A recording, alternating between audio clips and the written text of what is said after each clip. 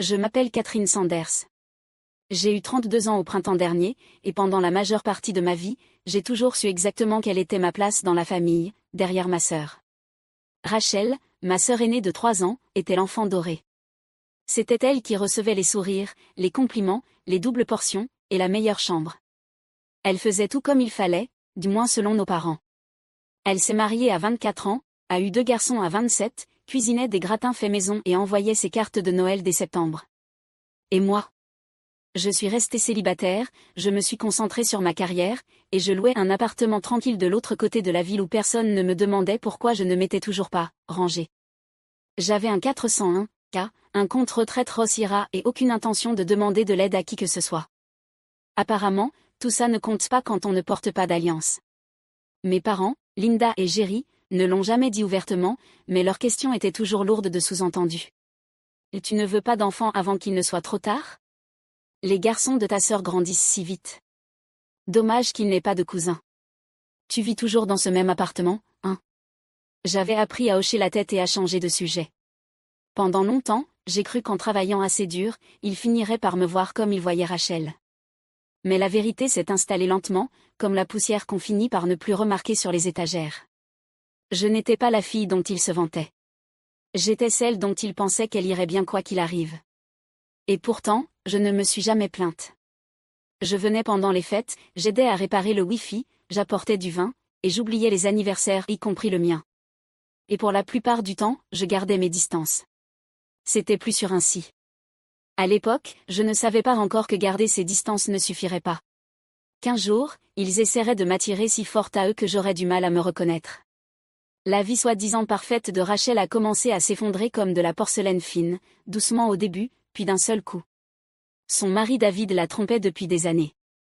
Elle a découvert les messages par hasard ou peut-être était-elle enfin prête à ne plus faire semblant de ne pas voir ce qui était évident. Quand elle a demandé le divorce, personne ne l'a blâmée, même pas nos parents. David a disparu peu après. Plus de pension alimentaire, pas d'excuses, juste plus rien. Rachel s'est retrouvée seule avec 2 garçons, Ethan et Jamie, et une pile de factures qu'elle ne pouvait pas assumer seule. Nos parents étaient pleins de bonnes paroles, mais leurs économies étaient bloquées dans leur retraite et leurs souvenirs. Rachel a emménagé dans un petit appartement de 2 pièces où les garçons partageaient une chambre et où le papier peint se décollait dans les coins. Je n'ai pas hésité une seconde. J'ai payé l'acompte de son avocat. J'ai couvert 6 mois de loyer quand ses heures à mi-temps au centre communautaire ne suffisaient pas.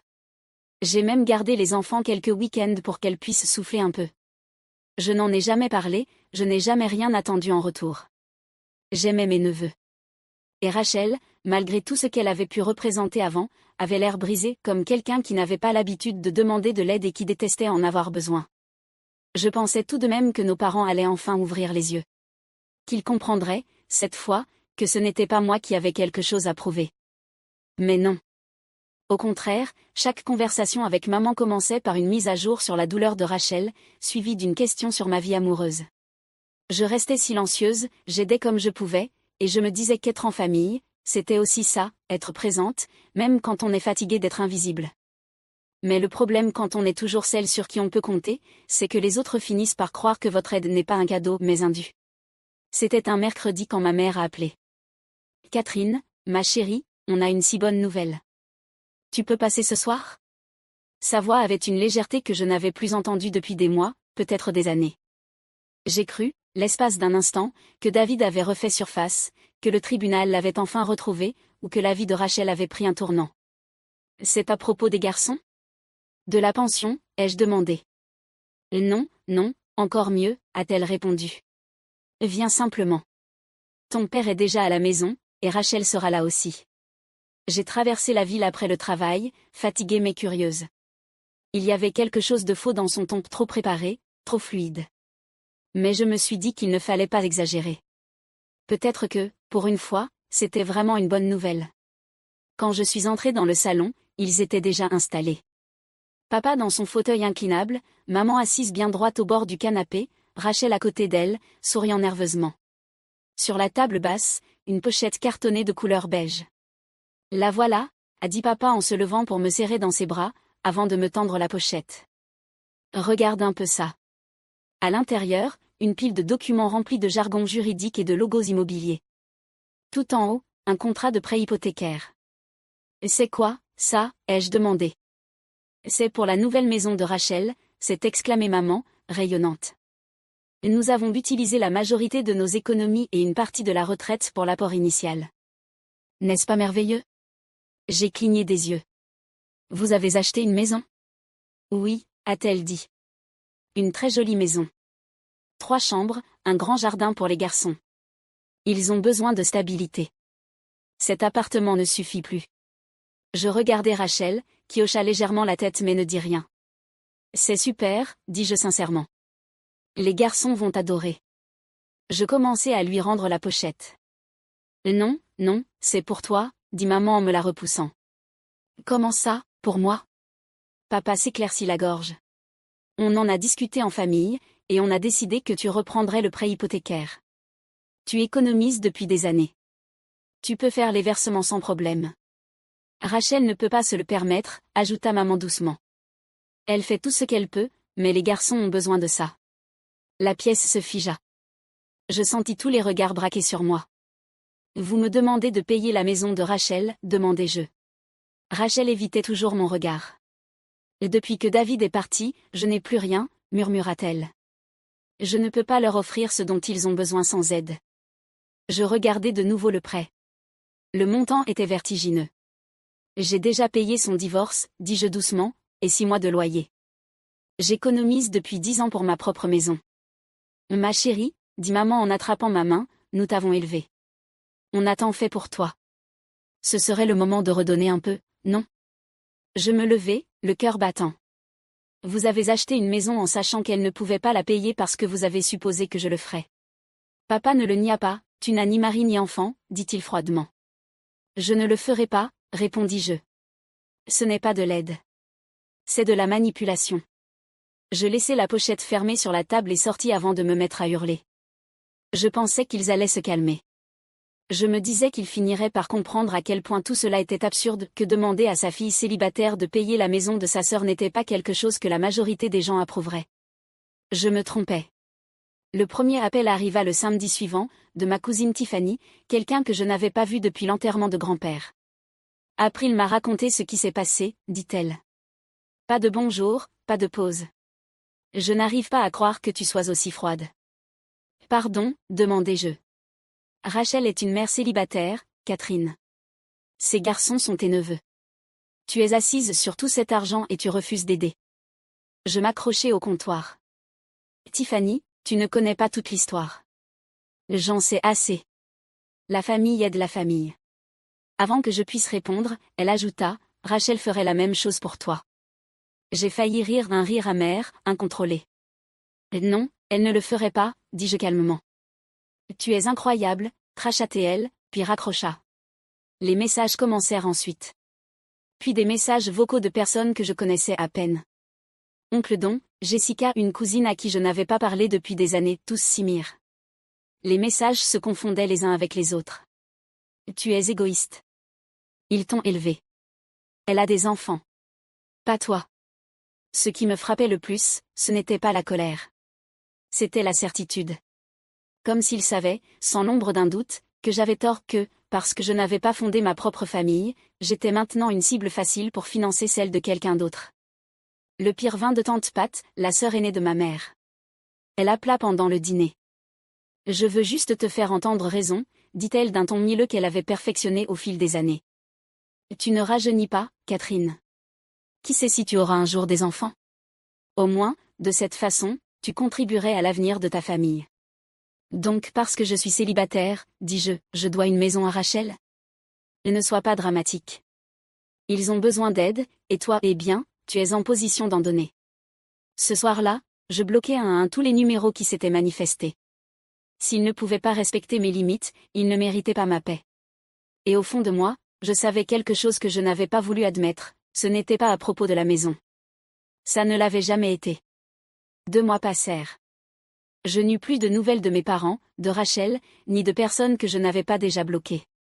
Je me plongeais dans le travail, je faisais des promenades matinales, et je laissais le silence devenir quelque chose qui ressemblait à la paix. Puis l'enveloppe arriva. C'était un jeudi. Elle était épaisse, avec un air officiel. Je pensais d'abord à des documents d'assurance, mais quand je l'ouvris, mon estomac se noua. Ils me poursuivaient en justice. Linda et Jerry Sanders. Mes parents avaient déposé une plainte civile officielle. Ils demandaient 350 000 $ de remboursement pour les frais liés à l'éducation de Catherine Sanders. Je la lus 2 fois, 3 fois. Chaque ligne était plus froide que la précédente. Ils y listaient nourriture, vêtements, éducation. Il y avait même une section intitulée « Soutien émotionnel pendant l'adolescence » que je ne pouvais pas lire sans rire. Ils avaient même essayé de compter les vacances quand j'avais 6 ans.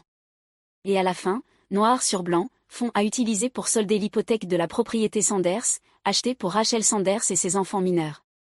Il n'était pas subtil. Il ne faisait même pas semblant que cela relevait d'un principe. J'ai contacté la meilleure avocate que je pouvais trouver. Jennifer Madison m'a rencontré dès le lendemain. Elle portait des lunettes, parlait comme quelqu'un qui en avait vu d'autres, et n'a pas scié une seule fois pendant que je lui expliquais tout. Ils n'ont aucun droit légal sur votre argent, dit-elle sèchement en feuilletant le dossier. Les parents ont l'obligation de subvenir aux besoins de leurs enfants mineurs. Il n'existe aucune attente juridique de remboursement. Alors pourquoi me poursuivre, demandai-je. Jennifer haussa les épaules. C'est une tactique de pression. Ils pensent que vous allez céder pour éviter le tribunal, ou bien ils croient sincèrement que vous leur devez quelque chose. Je me sentis engourdie, puis en colère, puis honteuse de ressentir l'un ou l'autre. Au cours des 3 semaines suivantes, j'ai tout rassemblé. La preuve des 7 200 $ que j'avais payés pour le loyer de Rachel, le chèque de 5 500 $ pour son avocate de divorce, les virements bancaires que j'avais faits à mes parents au fil des années, 5 cents $ ici, 1000 là. Des textos de ma mère me demandant, juste un petit coup de main, quand la pension de papa ne suffisait pas. J'ai retrouvé des reçus dont je ne me souvenais plus, extraits des relevés d'anciens comptes email. Chaque ligne était un souvenir que je n'avais pas demandé à revisiter. Le jour de l'audience, je portais un pantalon gris et un chemisier que ma grand-mère m'avait offert des années auparavant. Je n'avais pris que l'essentiel, et Walter et Maggie, mes grands-parents, étaient venus, défiant silencieusement leur propre fille. « Ce qu'ils font n'est pas juste », murmura grand-mère.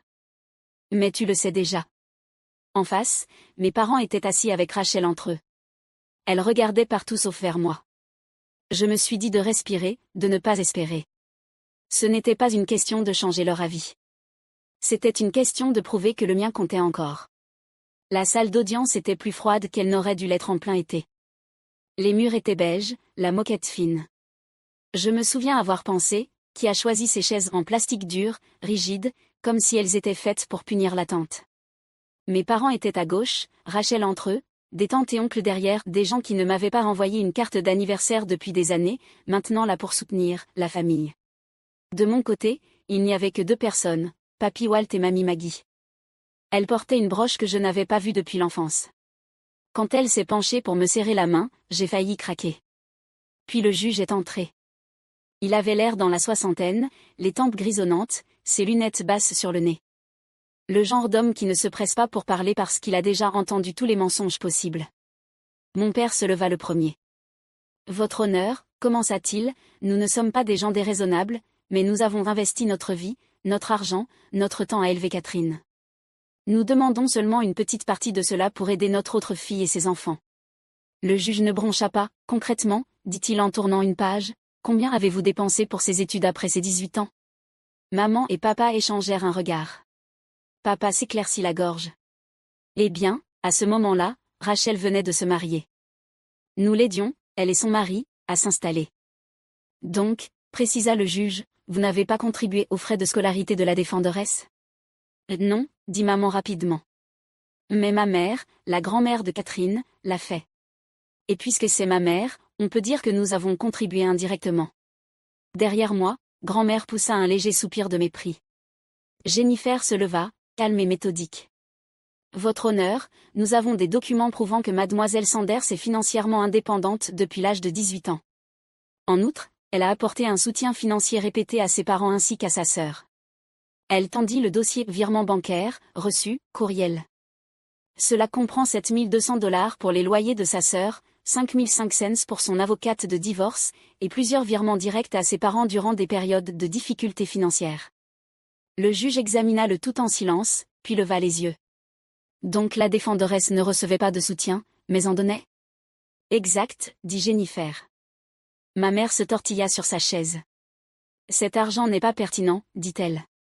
On parle du coût pour l'élever, nourriture, logement, encadrement émotionnel. Pourquoi exactement, demanda le juge, avez-vous besoin de 350 000 $ maintenant? Maman hésita. Elle regarda Rachel. Pour aider Rachel à rembourser l'hypothèque, dit-elle doucement. Silence. Même oncle Don sembla mal à l'aise derrière elle. Le juge se tourna vers Rachel. Mademoiselle Sanders, pensez-vous que votre sœur devrait être responsable de votre prêt immobilier? Rachel leva enfin les yeux. Elle n'est pas mariée. Elle n'a pas d'enfant. Moi, si. Et cela crée une obligation financière, demanda-t-il.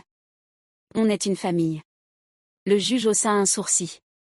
Je ne suis pas mariée non plus. Dois-je payer le loyer de mon greffier ou les frais de garde de mes agents de sécurité? Rachel cligna des yeux. Ne répondit rien. Le juge se tourna de nouveau vers mes parents. Avez-vous soutenu financièrement Catherine après qu'elle soit devenue adulte? Nous aidions Rachel, répéta papa. Donc vous avez privilégié une fille plutôt qu'une autre. Il le dit simplement. Sans accusation. Juste un fait. Ils ne répondirent pas. Pendant 1 heure, il posa des questions difficiles. Pas cruelles, mais implacables. Pourquoi pensait-il que je paierais? Pourquoi acheter une maison en sachant que Rachel ne pourrait pas la financer? Pourquoi lier l'aide à la culpabilité et la culpabilité à la dette? Ils ont donné des réponses qui s'effondraient sous leur propre poids. Quand nous sommes sortis, grand-mère fut la première à me serrer dans ses bras. Tu as été solide, dit-elle.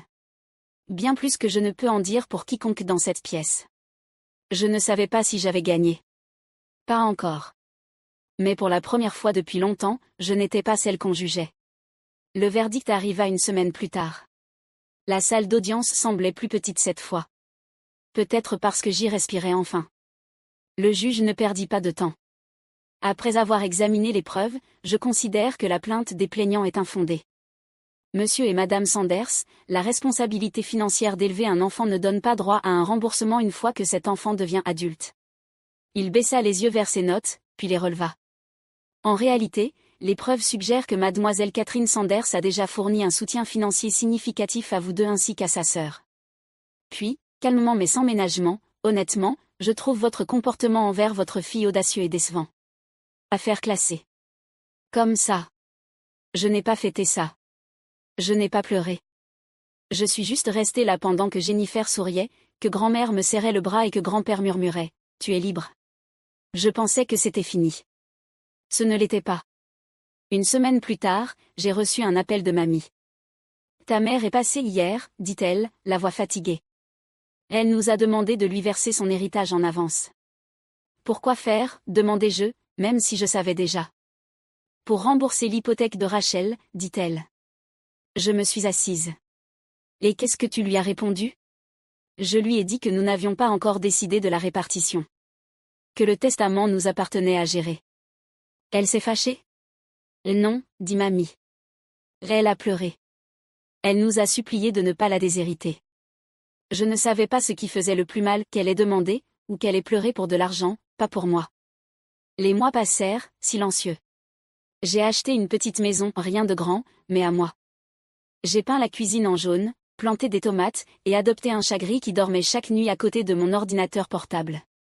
Rachel a loué sa maison et est retournée vivre chez nos parents. Maman gardait les enfants pendant que Rachel travaillait. D'une façon ou d'une autre, ils s'en sont sortis. Je n'ai pas appelé. Je n'ai pas écrit. Puis, presque 1 an après le procès, un email est arrivé dans ma boîte de réception. Pas d'objet. Juste ceci. On a entendu dire que tu avais acheté une maison. Puisque tu as maintenant de l'espace en plus, nous pensons qu'il serait préférable que Rachel et les garçons emménagent chez toi. Ce serait bien plus pratique pour eux là-bas. Dis-nous quand ils peuvent venir. Avec amour, maman et papa. Je l'ai lu 2 fois. Je ne me suis pas mise en colère. J'ai simplement répondu. Je n'accueillerai ni Rachel ni les garçons. Si vous me contactez à nouveau avec ce genre de demande, je signalerai le harcèlement à la police. Ne m'écrivez plus. Puis j'ai cliqué sur envoyer, bloqué l'adresse, et préparé du thé. Aujourd'hui, ma maison sent le basilic frais et le café. Le char marble, gris et grave, s'assoit sur le rebord de la fenêtre presque tous les matins, à observer les oiseaux qu'il ne poursuivra jamais.